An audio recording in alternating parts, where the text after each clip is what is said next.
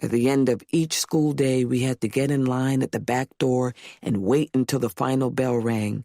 The teacher would open the door, and everyone would dash out to go home. Everyone would get excited because it was the end of the day. Everyone except me. As much as I could, I would push and shove my classmates, almost clawing my way to the front of the line, not caring in the least if they got pissed at me, because when the bell rang, I had to start running. I had to escape. A boy in my class who was Cape Verdean from the Cape Verde Isles off the coast of West Africa was black and Portuguese, and as black as I was, but he didn't want to be associated with African Americans, a mindset I later learned was very common among Cape Verdeans in Central Falls. More often than not, they self-identified as Portuguese. They would kill you if you called them black.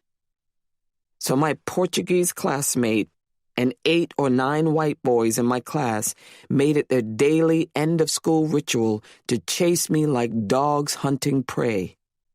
When that end-of-school bell rang, it was off to the races, running literally to save my life. For the gang of boys, it was sadistic fun time. Every day, it was the same madness, the same trauma. Me taking off like Wilma Rudolph or Flo-Jo and them tight on my heels. Thank God I was fast. I had to run my ass off down Eben Brown Lane, the route I would take because it was a shortcut to get home, an idyllic road that looked like a scene from the Brady Bunch. At times, the boys would hide behind houses on that street and I would have to duck and dodge and crisscross. I was being hunted. By the time I got home, I was a snot-dripping, crying mess.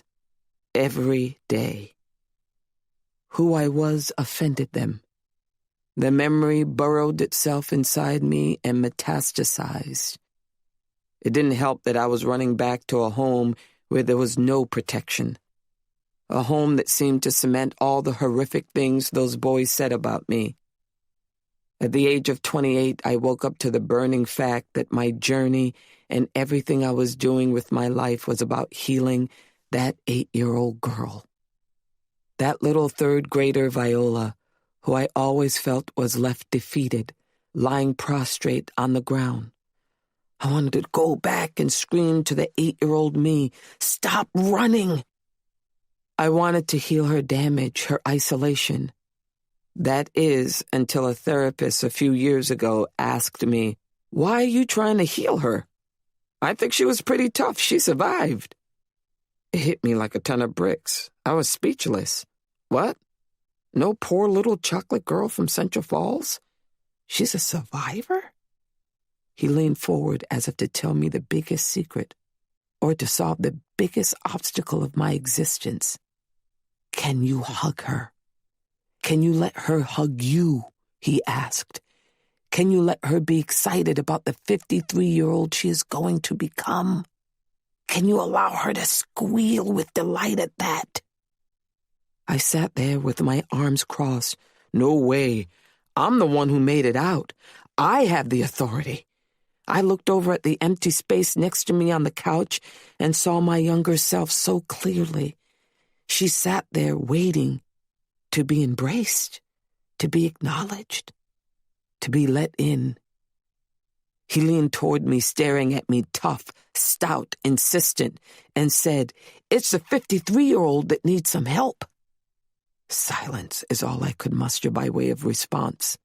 "That little girl survived," he stated emphatically. I kept my arms crossed, steely. He leaned back and waited for those arms to uncross. They never did. The final stretch to finding me would be allowing that 8-year-old girl in, actively inviting her into every moment of my current existence to experience the joy she so longed for, letting her taste what it means to feel truly alive.